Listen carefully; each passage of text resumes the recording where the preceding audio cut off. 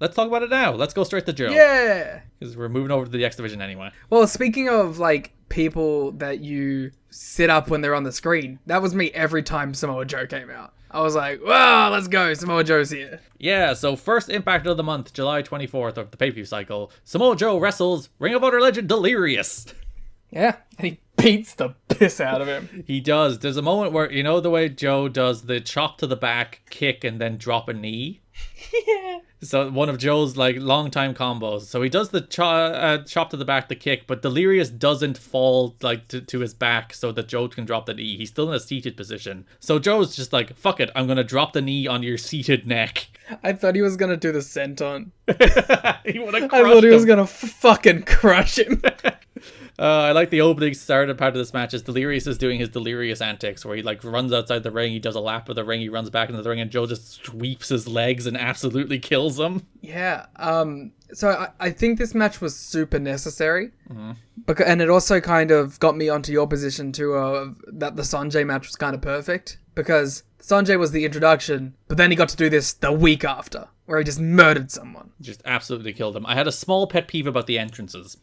So this match came right after the Jeff Jarrett shouting about new talent to Larry Zbyszko segment. So as Joe was making his entrance, all the announcers were doing was talking about that. You know, they were following that up, coming out of that segment, which I'm fine with. But if you're going to do that, have Delirious come out first. Yeah. Just have Delirious make the first entrance. Yeah, just swap those so that they're talking over Delirious in his entrance. And then when Joe comes out, it's business about Joe. Yeah. Yeah, absolutely killed him. Destroyed him. Muscle Buster, Coquina Clutch. Joe picks up the win. I love how Joe is ending these matches too. Because you fully believe he would win every match with the Muscle Buster. He's just putting on the Coquina Clutch to be a dick. Yeah. It's just absolutely unnecessary death kills for Samoa Joe on all of these shows. And like even like Tenay kind of sells it because he's like, Muscle Buster, it's over. And then he just goes like, oh. Also, like, he explains how Coquina is Samoan for choke. So it's the choke clutch. Wow. But if you don't call it a choke, even though it's a different language for choke, it doesn't count as a choke. Yeah, wait, chokes are illegal. There's some pedantry about that. We'll get to it when we talk about the Saban match. Joe had another squash 2 weeks later. It was Joe against Elix Skipper against Sharkboy. Which I was like, all right, they're going to give him a win over Elix. That's kind of a big jump from where he is. And then Sharkboy came in and I was like, oh. Yeah, because like they had Sharkboy win the Slammiversary Scramble. And he also had a little squash match over David Young in the first Impact of the month. The only person lower on the totem pole. So they're not doing like a push of Sharkboy, but he's like slightly more featured because he's in the news because of that lawsuit. Yeah. During this entrance, I think that Samoa Joe just straight up shoulder checked SoCal Val and then was such a dick about it too. Like looked at her like, why did you do that to me? It's very rude of Samoa Joe. He's a mean fella. He like when he comes out, you're just like, that man has presence. Yeah. Like you look at him and like he owns the television screen. He makes it feel like TNA too. And like these are his first TV matches. He's never done TV before. So he's like coming out and he owns the television screen. He just has such presence. Like you cannot look away from Samoa Joe. He's the best. Yeah. Here he does this match with Skipper and Sharkboy where they actually do some fun stuff. There's like a sunset flip Tower of Doom. There's a spot where Joe German suplexes both guys at the same time. Yeah. Skipper looks to do the rope walk, but then Joe just drop kicks the rope. Muscle Buster and Coquina Clutch on Sharkboy then for the win. Good stuff. Joe's just killing dudes. Then he technically loses. Yeah, Samoa Joe's winning streak is over. Streak is over. Team Canada defeats Samoa Joe and Christopher Daniels on the last Impact before the pay-per-view. It's the Team Canada combination of Petey Williams and Eric Young. Joe gets the hot tag, which I thought was kind of funny, that like Team Canada are the heels here, so Daniels and Joe work as the baby faces. Despite Daniels being like one of the most irredeemable heels in the company. Yeah, because he's working the pay-per-view program with Petey, so it's kind of heel versus heel. So I guess they're like, even though Daniels is like one of our biggest heels, everyone hates the Canadians, so Daniels kind of has to be the proxy babyface. Also, Joe's cool. Joe is very cool. They did one of the finishes TNA absolutely loves. They did it with Hardy and Raven at one stage. They've done it a couple more times, where the dude somebody's feuding with comes out and brawls to the back, which causes his team to lose. So now, you say someone he's feuding with. When did that happen? Well, they do announce pretty early that Saban will face Samoa Joe at the pay-per-view. And there is a segment that we actually skipped on the July 8th Impact where Saban beats David Young in the opener. And the Joe match has already been announced at this stage. And Don West tries to argue that, like, David Young is a decent approximation of Samoa Joe for a chewed-up match. Yeah. But, like, nothing is really brought out, like, let's go beat up this guy in this. But I guess Saban's just like, I need to get every advantage possible. Yeah, Joe just jumped Saban after this match, so Saban is just returning the favor. Okay. But yeah, Don is like, this is like him wrestling Samoa Joe, and Mike Tenay is like, it's absolutely fucking not. They're basically the same guy. So much so that he like goes back to it. It's like, and another reason they like Joe has won more matches than David Young has in the last 3 years, and Joe's been here for 2 matches, and David Young has been here for 3 years. Saban lands on his head, taking a German suplex for no reason whatsoever. That they do replay at the show. He only landed like high in his neck, so I'm sure he's fine. Yeah. A guy who's never had histories of neck injuries. Yeah, he'll be fine. My favorite part of the match is because it goes to commercial break and they come back, and the first thing you hear when they come back is Don being like, amazingly, David Young wasn't beaten during the break. It's a great bit. They should do that on Dynamite. Yeah, so Saban wins with the cradle shock. Joe attacks him after the match and chokes him out, which does set up Saban coming out to brawl to the back with Joe during this Team Canada versus Samoa Joe and Daniels match. And then Petey pins Daniels with the Canadian Destroyer. I kind of am in. I know this isn't the part where we're talking about it, but I am kind of into the Petey Daniels stuff. Yeah, let's cover that here too, and then we'll talk about both pay-per-view matches at once. Let's just bust out all the X Division. So, first show of the month, Skipper loses to Christopher Daniels in a TV main event. Tremendous bit with Skipper hiding in the entrance tunnel, waiting for Daniels to come out. Yeah, so Skipper comes out first, and he doesn't get in the ring. He runs around the ring, runs up the ramp, and hides to the side of the tunnel. He does a little shh, so no one will reveal his scheme. So he's standing at the side of the tunnel so that when Daniels comes out, and he even has his hood. Yeah, it double works. It's the only guy it'll like 100% work on. Because you have the little thing where he doesn't have the peripheral vision anymore either. So he could not possibly see Skipper there. He walks right past him and Skipper jumps up from behind to start the match, which is, I think, yeah, it's a fun little bit. It's good stuff. Yeah, the entire first half of the match is just Skipper kicking Daniels' ass. Daniels hangs Skipper up on the ropes. This is where Tenay announces Joe versus Saban, by the way, for the pay-per-view. Eventually, a fun finish. Daniels submits Skipper with the Koji clutch. Bust it out. So he's winning with what would probably be his third finish, beating his old tag team partner. Yeah, that is fun. I mean, Daniels is one of those guys that you just like have 1,000 finishes because he's the ring technician, you know. So the July 1st Impact, Daniels is pointing out how he has defeated Shocker, a man from Mexico. Shocker. He has defeated Chris Saban and Michael Shane at the same time, 2 men from America. Ooh. So he has defeated the world, he says, after beating these men from 2 countries. Yeah. The 2 countries that exist. They did this thing, they only did it on this episode, where they played some music underneath the backstage promos that wasn't the Impact theme. Like here it was David Young's music for some reason. Because he's a good approximation of the world. He's the bald man, just like Christopher Daniels. Wow, that's the alliance. Bold WO. Yeah, so they were trying this new thing where they were playing different music underneath each backstage promo, and I think they realized it doesn't really work. So they went back to just playing the Impact theme underneath the backstage promos, and I think that's fine. And why not? Daniels is like, I am transcending borders, which then brought up the Canadians, because he's like, I have no more empires to conquer. And Petey's like, what about Canada, pal? They're like, and he's like, no, I want Liger. So yeah, there's a fun little back and forth then where Petey goads Daniels into giving him an X Division title shot, and Daniels is like, wait a minute. Why would I do that? You want to prove you're better Canadians? It's like, yeah, then give me a title shot. It's like, fine. And then he's like, fuck. It's funny because like it's normally Daniels who does that to people. Yeah, it's a turnabout is fair play for old Christopher Daniels. He got done in by his... No, you know what it is? He's normally used to dealing with the dumb idiot baby faces. He had to deal with a fellow conniving heel. Yeah, Scott D'Amore has trained Petey well. Yeah. And that is like the little story they're telling in the month, that like in D'Amore's absence, Petey is stepping up, that he's taking the leadership role within Team Canada and like leading them on into the future. Because there's a promo on one of these shows where they're like super sad. They're like, Scott D'Amore's missing. They solemnly sing the Canadian national anthem. Yeah, it's like we have nothing left. And then Petey's like, no, we have to do this in honor of Scott D'Amore. We will lead into the future. Who is dead. They have a little photo of him on the locker that's open behind them. In memoriam of Scott D'Amore. That's one of my favorite TNA things that no one else really does, is they do the backstage segments in the locker room. And I always thought that was such a fun touch.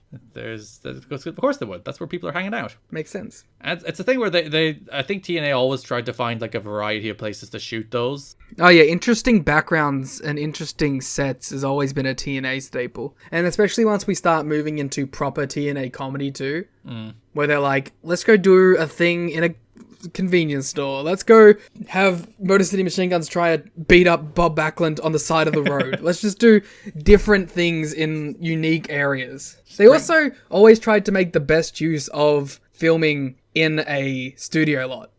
Because they're like, let's go out and do things in this big open space. Let's go find different areas around that we can use. Yeah, and even like within the arena, when you think about like how they have an interview set, that's where they do like a bulk of the interviews. Then, as we mentioned, they have like the locker room where they do the Team Canada ones. Mike Tenay does sit down interviews inside like the empty impact zone earlier in the day. There was that one he did with DDP, which was like with the looking through the back of the tunnel into the arena. It's like they're constantly just trying to find ways so that you're not in the seats. Yeah, they're sitting in the seats. They're constantly trying to find ways so that you're just not looking at the same thing over and over again. Yeah, which is like a remarkable amount of foresight in production from a company that I wouldn't expect it from. And from other people who don't do it. It's like every company is just like interview set ring, interview set ring, interview set ring, move on. Yeah. July 8th Impact, Petey Williams defeated the Amazing Red. How sad. Yeah, and Red is still bad, which is kind of disappointing. Yeah. Already in the ring, the Amazing Red. Yeah, Daniels is on commentary. Finishes, Petey strides into a Canadian Destroyer. It's not quite a running Canadian Destroyer, but he like walks right into it. It's pretty cool. And the entire beat Daniels is hitting over and over again is like, Petey Williams, one trick pony. You avoid the Canadian Destroyer, Petey can't beat you. So Petey beats Amazing Red with the sharpshooter here instead of the Canadian Destroyer. So he shows his layers. He's like an ogre. Nuanced performer. And then Petey does beat Daniels with the Canadian Destroyer in that Team Canada versus Joe and Daniels match to set up. Do you think that was also like a little playoff? Daniels winning with the Koji clutch. Oh, so he wins with a different move. That's actually, I didn't even realize that. That's a nice little touch. And they both use submissions. So that does bring us to the pay-per-view. We'll talk about Joe and Saban first, because that match rocked. Yeah, I think I went like full 4.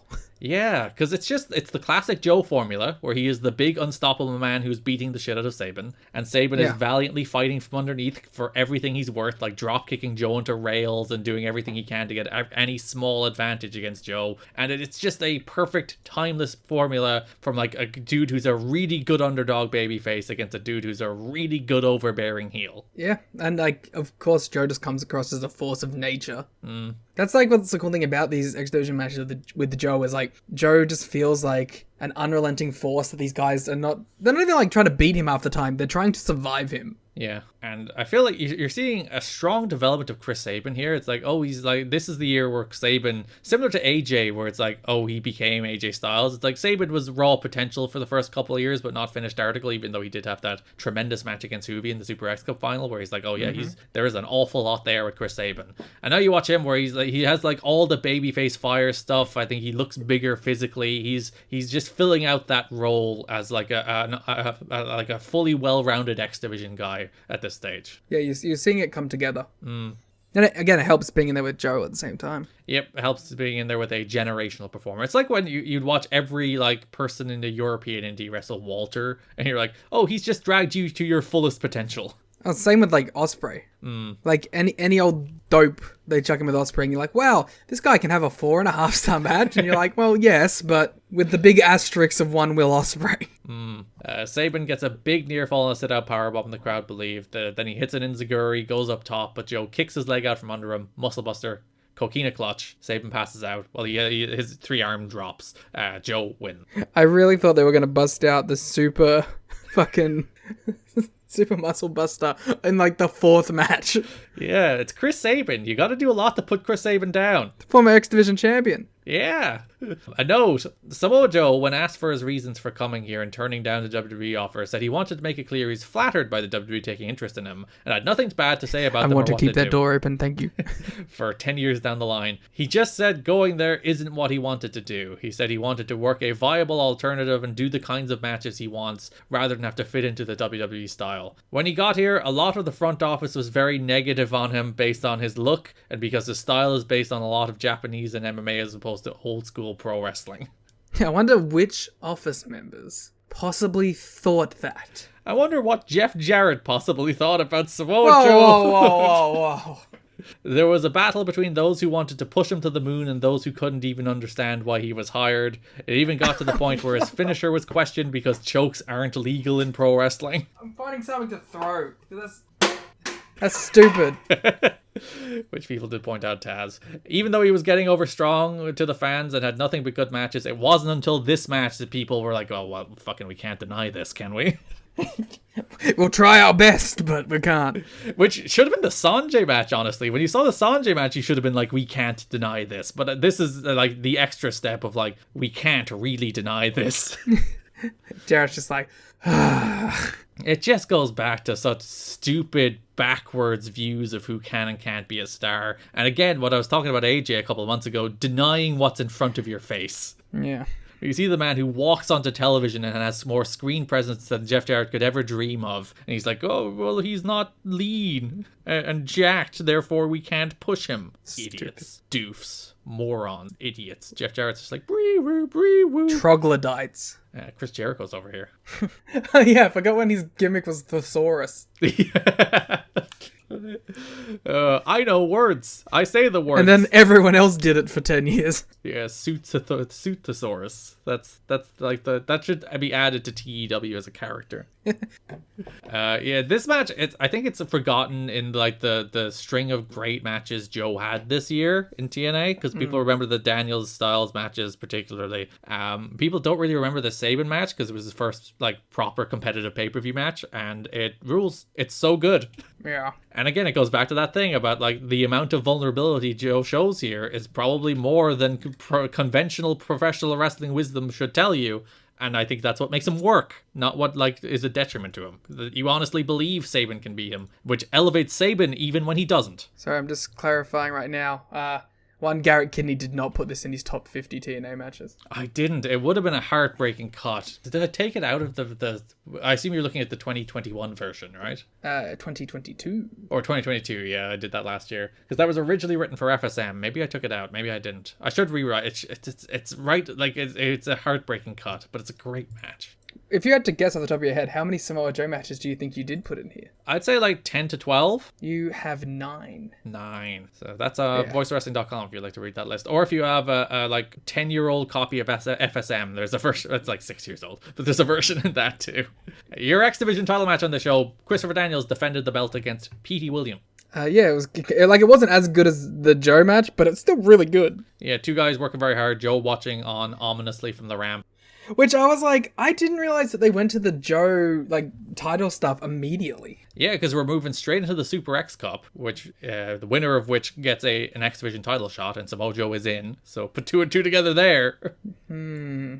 He could lose by getting beat up by Chris Saban, I guess. Yeah, so there's only mild setup for the Super X Cup. They announce it on the pay-per-view, and there is also a 4-way qualifier. It's Sanjay versus Mickey Bats versus Elix Skipper versus Sharkboy. Winner gets a spot in the Super X Cup. It's kind of rude that Sanjay has to be in that, but yeah. Well, he does win it at least. Yeah, no, but like, come on. He's built up enough cachet now. Yeah, he beats Bats with the Hindu press. This is a fun heel versus heel match, so the finish is one of my favorite little things where A1 distracts the referee and throws a chain to Petey Williams, but then Daniels pulls a chain out of his own trunks and gets the PD first with the chain, hits the BME for the win. Yeah, 2 bastards doing bastard things. It's a fun dynamic. I always have enjoyed when like you get pure heel versus heel stuff. Like, one of my favorite Best of the Super Juniors matches was like Taichi and Taka, where they were just like cheating the entire time. Yeah, who is most dastardly? Yeah, good stuff. Who can come up with the best ways to circumvent the rules? Like, I think in this year's Best of the Super Juniors, Despy and Kanemaru are in the same block. Ooh. Which I'm like, let's go. Because A, you know, both kind of bastard men. But B, like, long time at this point, multiple time junior tag champions. So they're imploding. Well, because they're in different stables now, Garrett. Because El Desperado was in Strong Style, and Yoshinobu Kanemaru was in Just 5 Guys. Is Strong Style the name of that stable? Yeah, Narita, Suzuki, and Desperado. Why don't they just call it Suzuki? It's because Narita is the main guy in it. Oh, and Suzuki's just his pal. Suzuki is like his dad who is teaching him how to murder.